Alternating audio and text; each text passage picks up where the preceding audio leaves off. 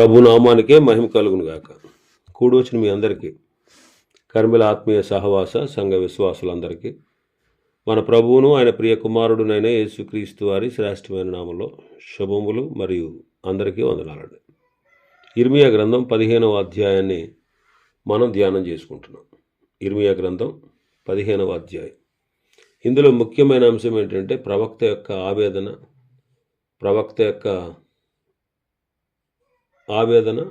ప్రవక్త యొక్క విజ్ఞాపన మనం చూస్తాం. గత దినం మొదటి వచనాన్ని మనం ధ్యానం చేసుకున్నాం. 2-3 వచనాలు చదువుతాం. 2-3 వచనాలు. మొదటి వచనం కూడా చదువుతాను. అప్పుడు యెహోవా నాకు ఇలాగ సెలవిచ్చాను, మోషేయు సమూయేలును నా ఎదుట నిలువబడినను, ఈ ప్రజలను అంగీకరించుటకు నాకు మనస్సు ఉండదు. నా సన్నిధిని ఉండకుండా వారిని వెళ్ళగొట్టును. మేమెక్కడికి పోదుమని వారిని అడిగిన ఎడల నీవు వారితో ఇట్లను, యెహోవా ఈ మాట సెలవిచ్చున్నాడు, చావునకు నియమింపబడిన వారు చావుకు, ఖడ్గమునకు నియమింపబడిన వారు ఖడ్గమునకు, క్షామమునకు నియమింపబడిన వారు క్షామమునకు, చెరకు నియమింపబడిన వారు చెరకు పోవలను. యెహోవా వాక్కు ఇదే, చంపుటకు ఖడ్గము, చీల్చుటకు కుక్కలు, తినివేయుటకు నాశనము చేయుటకు ఆకాశ పక్షులు, భూమృగములు అను ఈ 4 విధముల బాధలు వారికి నియమించి ఉన్నాను. నా సన్నిధిని ఉండకుండా వాళ్ళని వెళ్ళగొట్టుము అంటారు మొదటి వచనంలో. అప్పుడు వాళ్ళు అడిగారు, మేము ఎక్కడికి వెళ్ళిపోవాలి అని అడిగారు. అడిగితే భక్తుడు ఏం చెప్పాలి? చావునకు నియమింపబడిన వారు చావుకు, ఖడ్గమునకు నియమింపబడిన వారు ఖడ్గమునకు, క్షామమునకు నియమింపబడిన వారు క్షామమునకు, చెరకు నియమింపబడిన వారు చెరకు పోవలను. చంపుడానికేమో ఖడ్గం, చీల్చుటకు కుక్కలు, తినివేయుటకు ఆకాశ పక్షులు, నాశనము చేయుటకు భూమృగములు. ఈ 4 విధముల బాధలు వారికి దేవుడు నియమించాడు. ఎందుకు ఈ 4 విధములైన బాధలకు వారు గురి కావాలి? ఎందుకు వారికి ఈ శిక్ష అంటే కేవలం వారి యొక్క చెడు ప్రవర్తనను బట్టి.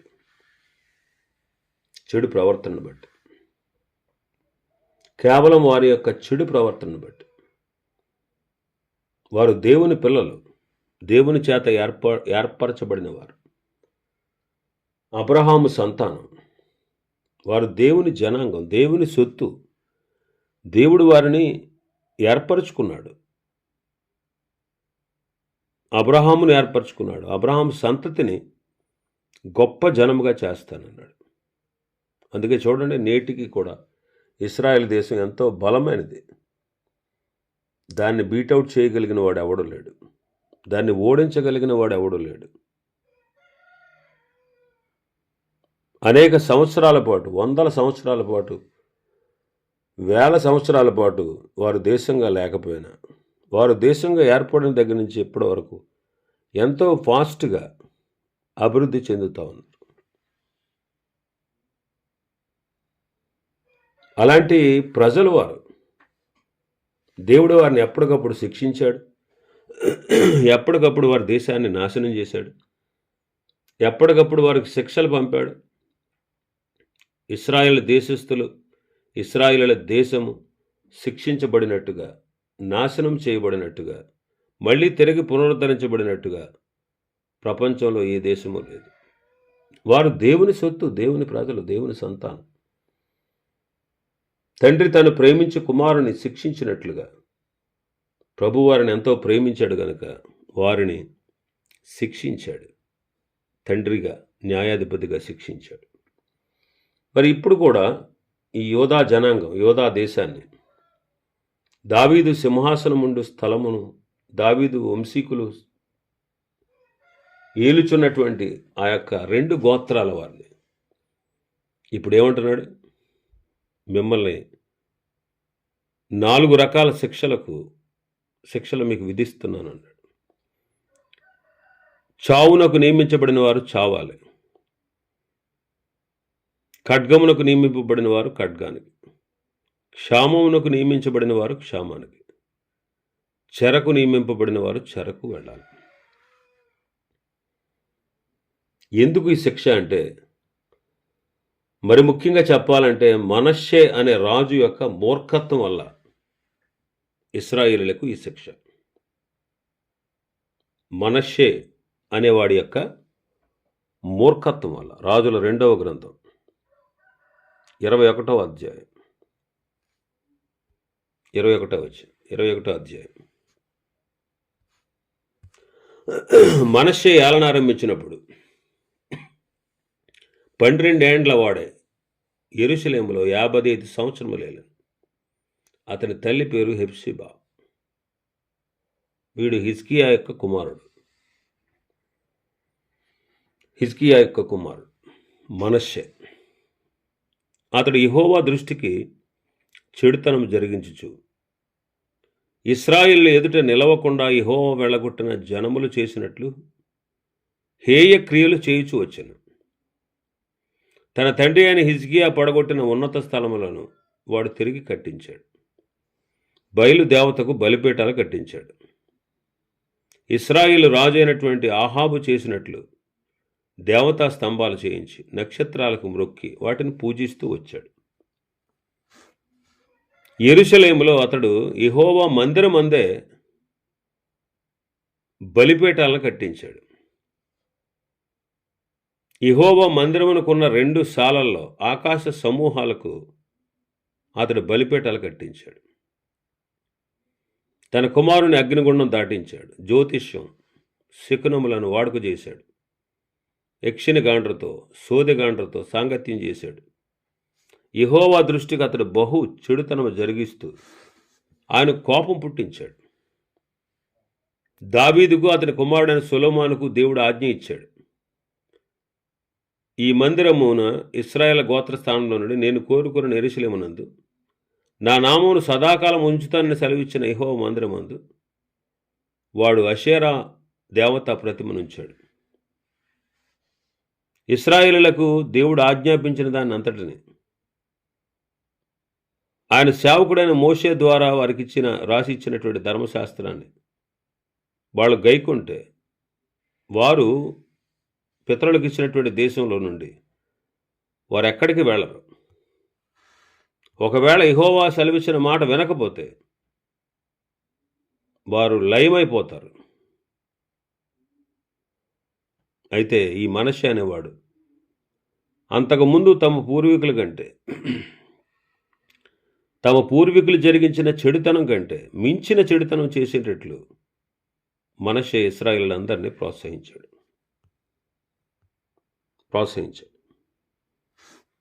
కాబట్టి దేవుడు ఏమన్నాడంటే, వినివారి 2 చెవులు గింగురు మననంత కీడు యెరూషలేము మీదకి యోధావారి మీదకి నేను రప్పిస్తాను అని చెప్పాడు. కాబట్టి అతడు చేసినటువంటి కీడు దేవుని యొక్క కోపానికి ఉగ్రతకు వారిని గురి చేసింది. 23వ వచనం నుంచి మనం చూస్తే,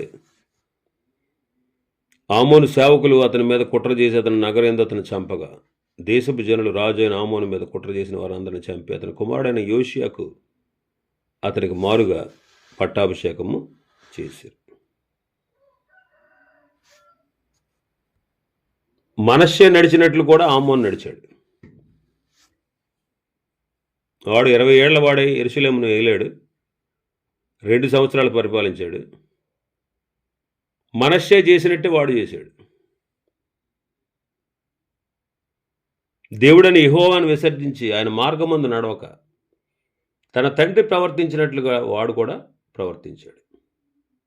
తన తండ్రి పూజించిన విగ్రహాలను వాడు కూడా పూజించాడు. ఆమోను కూడా అలాగే ప్రవర్తించాడు.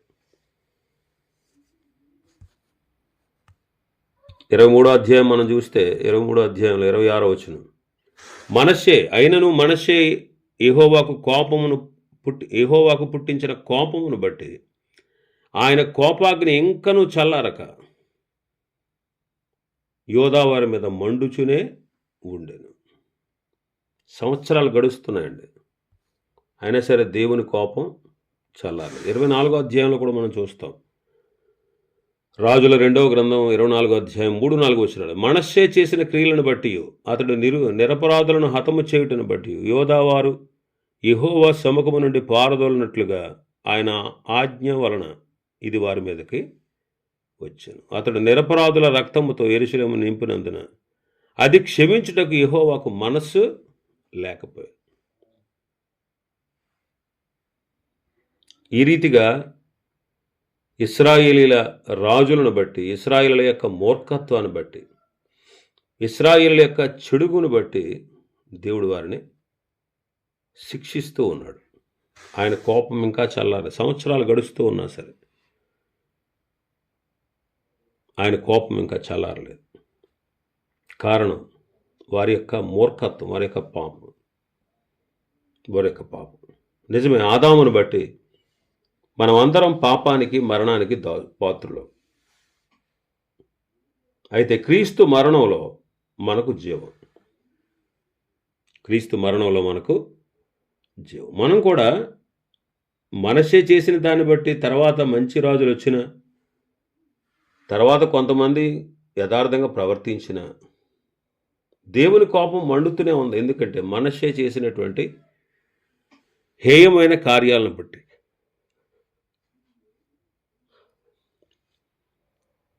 చాలా భయంకరమైనటువంటి కార్యాలు అతడు చేశాడు.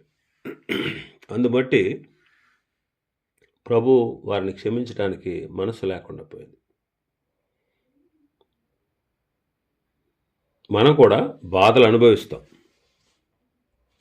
పేతురు రాసిన మొదటి పత్రికలో 4వ అధ్యాయం 15వ వచనం చదివితే, మీలో ఎవడను హంతకుడుగా కానీ, దొంగగా కానీ, దుర్మార్గుడుగా కానీ, పరుల జోలికి పోవువాడుగా కానీ బాధ అనుభవింప తగదు.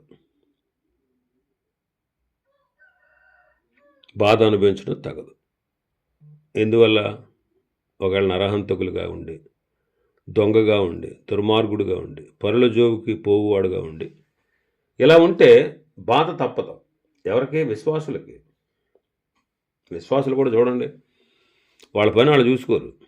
నరహంతకులుగా ఉంటారు. అంటే మాటలతోనే చంపేస్తారు. మాటలతో వాళ్ళు ఏం మాట్లాడుతున్నారో వాళ్ళకే తెలియదు. వాళ్ళ నోరు, నాలుక వాడిగల కత్తిపోటు వంటి మాటలు మాట్లాడి ఇతరులను కృంగదీస్తారు. వాళ్ళేదో పెద్ద మంచోళ్ళు అన్నట్టు, మేము చాలా పరిశుద్ధులం అన్నట్టు ఎదుటి వాళ్ళని కృంగదీస్తారు మాటలతో. వాళ్ళు మాట్లాడే మాటలు ఎలా ఉంటాయంటే అవతలి వాడు ఏం చేయాలో తోచనటువంటి స్థితికి వెళ్ళిపోతాడు అన్నమాట.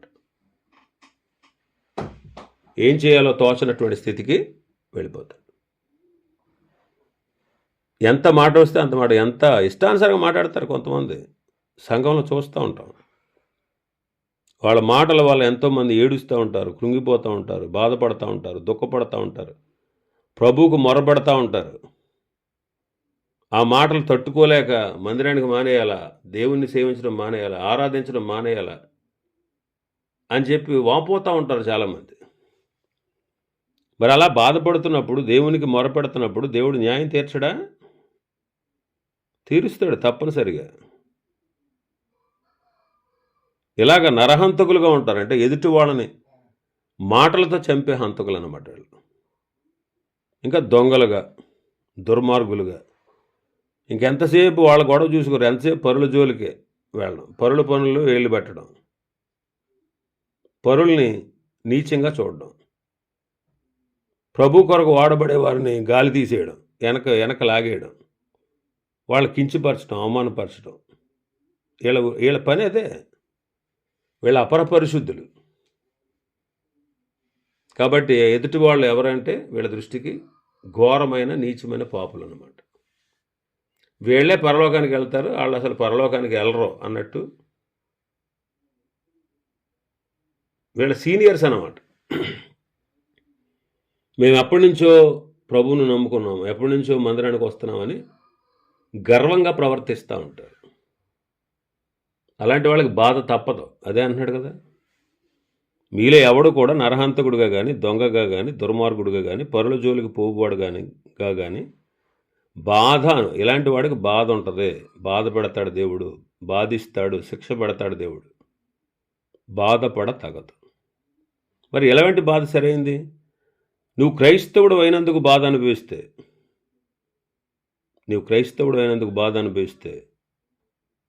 ఆ పేరుని బట్టి దేవుని నామాన్ని మహిమపరచాలి. అందుకే 2వ అధ్యాయం, పేతురు మొదటి పత్రిక 2వ అధ్యాయం 19-20 వచనాలు మనం చూస్తే, ఎవడైనా అన్యాయంగా శ్రమ పొందొచ్చు దేవుని గూర్చిన మనస్సాక్షి కలిగి దుఃఖమును సహించినట్లా అది హితమగును. ఒకవేళ తప్పు చేసి దెబ్బలు తింటే అప్పుడు సహించుకుంటే మనకేం ఫలం? మేలు చేసి మనం బాధపడితే, మేలు చేసి మనం బాధను సహిస్తే అది దేవునికి హితమవుతుంది. అందుకే ప్రభు మనల్ని పిలిచాడు. కాబట్టి క్రైస్తవులమైనటువంటి మనం, క్రీస్తుని కలిగి ఉన్న మనం అన్యాయంగా శ్రమ పొందుతాం. కొన్నిసార్లు అన్యాయంగా, కొన్నిసార్లు దుఃఖాన్ని సహిస్తాం, మేలు చేసి బాధ అనుభవిస్తాం. అలా సహించుకుంటా వెళ్తే అది దేవునికి హితమవుద్ది. అందుకే ప్రభు మనల్ని పిలిచాడు. కాబట్టి మన పిలుపులో అన్యాయంగా శ్రమ పొందాలి, దుఃఖాన్ని సహించాలి, మేలు చేసి బాధపడాలి. అది దేవుని దృష్టికి హితమవుతుంది. అందుకు మనం పిలువబడ్డాం. యేసుక్రీస్తు కూడా అంతేనండి. క్రీస్తు కూడా మీ కొరకు బాధపడి, మీరు తన అడుగు జాడల యందు నడుచుకున్నట్లు మన కొరకు మాదిరియించి వెళ్ళాడు. ఆయన పాపం చేయలేదు, ఆయన నోట ఏ కపటం లేదు, ఆయన దూషింపబడి బదులు దూషింపలేదు, ఆయన శ్రమ పెట్టబడి బెదిరించలేదు, న్యాయముగా తీర్పు తీర్చి దేవునికి తను తాను అప్పగించుకున్నాడు. కాబట్టి మనం క్రీస్తు ద్వారా రక్షించబడాలి. ఆదామును బట్టి మనం అందరం పాపులమే. క్రీస్తు మరణాన్ని బట్టి మనకు జీవం. మరి క్రీస్తుని కలిగి ఉండి రక్షించబడాలి. రక్షించబడి ఇతరులకు దీవెనకరంగా ఉండాలి. పిలువబడినటువంటి మన పిలుపును మనం గుర్తు చేసుకోవాలి. మనం ఎందుకు పిలువబడ్డాం అది మనం గుర్తించాలి. ఒకవేళ అన్యాయంగా శ్రమ పొందుచున్నా, దుఃఖపడుతున్నా, దుఃఖంలో కూడా సహిస్తూ, మేలు చేసి బాధపడుతున్నప్పుడు అది కూడా సహిస్తూ దేవునికి ఇష్టలుగా జీవిస్తే, అందుకే ప్రభు మనల్ని పిలిచాడు. కాబట్టి రాబో లోకంలో దేవుడు నీకు బహుమానాలు ఇస్తాడు. ఇంకా మన భాగంలోకి వస్తే 5వ వచనం, ఇర్మీయా గ్రంథం 15వ అధ్యాయం 5వ వచనం, 4-5 వచనాలు చదువుతున్నాను. యోధారాజైన హిజ్కియా కుమారుడు మనష్షే యెరూషలేములో చేసిన క్రియలను బట్టి భూమి మీద సకల రాజ్యములోనికి ఇటు అటు చెదరగొట్టబడినట్లు వారిని అప్పగించుచున్నాను. యెరూషలేమా, నిన్ను కరుణించువాడెవడు? నీ యందు జాలిపడేవాడెవడు? కుశల ప్రశ్నలు అడుగుటకు ఎవడు త్రావు విడిచి నీ వద్దకు వచ్చును అంటున్నాడు. ఇశ్రాయేలు వారిని కరుణించువాడెవడు? జాలిపడేవాడెవడు? వాళ్ళ దగ్గరకు వచ్చి కుశల ప్రశ్నలు అడిగేవాడు ఎవరు? అవును, ఎవరు కూడా ప్రేమించరు, ఎవరు ప్రేమించలేరు. ప్రభు ప్రేమించినట్టుగా ఈ లోకంలో నిన్ను నన్ను ఎవరు ప్రేమించలేరు.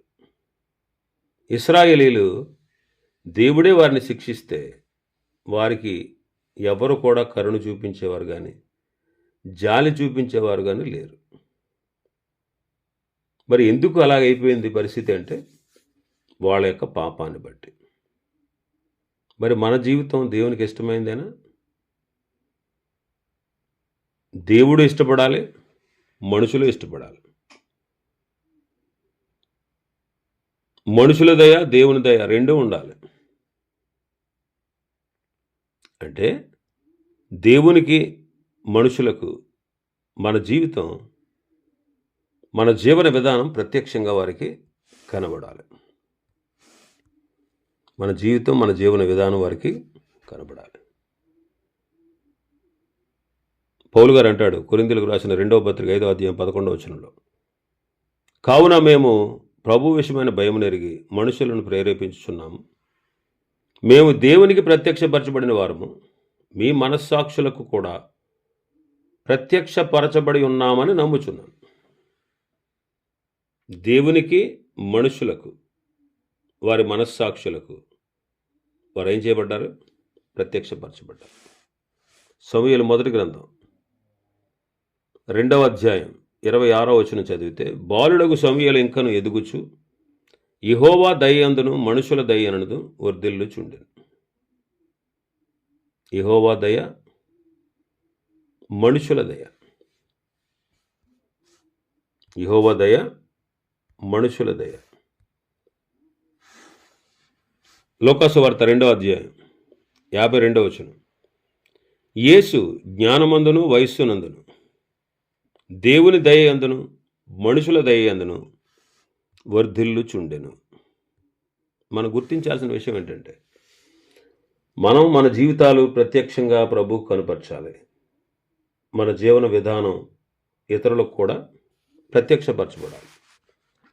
దేవుని దయ ఉండాలి, మనుషుల దయ ఉండాలి. దేవుని దయ ఉండాలంటే దేవుని కొరకు నీవు సాక్షిగా జీవించాలి. మనుషుల దయ ఉండాలంటే మనుషుల ఏడల కూడా దయనుంది మంచివాడు అనిపించుకోవాలంటే దేవునికి లోబడి దేవునికి విధేయులమై సరి అయినటువంటి విశ్వాస జీవితాన్ని మనం జీవించాలి. మరి వారు ఎవరి కరుణకు కారణం లేకపోయినా దేవుడు మాత్రమే వారిని కరుణించాలంతే. దేవుడు మాత్రమే వారిని కరుణించాలి. ఎవరు కరుణించరు, కానీ దేవుడు మాత్రమే వారిని కరుణించేవాడు. యెషయా గ్రంథం 60వ అధ్యాయం 10వ వచనం చదువుదాం. యెషయా గ్రంథం 60వ అధ్యాయం 10వ వచనం, అన్యులు నీ ప్రాకారములు కట్టుదులు, వారు రాజులు నీకు ఉపచారం చేయుదురు. ఎలాగనగా నేను కోపపడి నేను కొట్టి తిని గాని కటాక్షించి నీ మీద జాలిపడుచున్నాను. కాబట్టి జాలిపడాలి అనే, కరుణ చూపించాలన్న దేవుని వల్ల అవుతుంది. ఆయన మనలను కూడా కరుణిస్తూ ఉన్నాడు. ఆయన కరుణను, ఆయన ప్రేమను మనం స్వీకరించాలి. మరి ఇశ్రాయేలును వెనుక తీశారు. 6వ వచనంలో మనం చదివితే మన భాగంలో, యెహోవా వాక్కు ఇదే, నీవు నన్ను విసర్జించి ఉన్నావు, వెనక తీసి ఉన్నావు గనుక నిన్ను నశింపజేయనట్లు నేను నీ మీదకి నా చేతిని చాచి ఉన్నాను, సంతాపపడి నేను విసికి ఉన్నాను. దేవుని విసర్జించారు వాళ్ళు, దేవుని యందు వెనుక తీశారు. అందువల్ల దేవుడు కోపగించి వారిని శిక్షిస్తూ ఉన్నాడు. ఇంకా చాలా విషయాలు ఈ అధ్యాయంలో ఉన్నాయి. ప్రభు చిత్తమైతే రేపటి దినం మరికొన్ని విషయాలు ధ్యానం చేసుకుందాం. దేవుడి వర్తమాన వాక్యాన్ని మన వినికిడిలో ఆశీర్వదించునుగాక. ఆమేన్.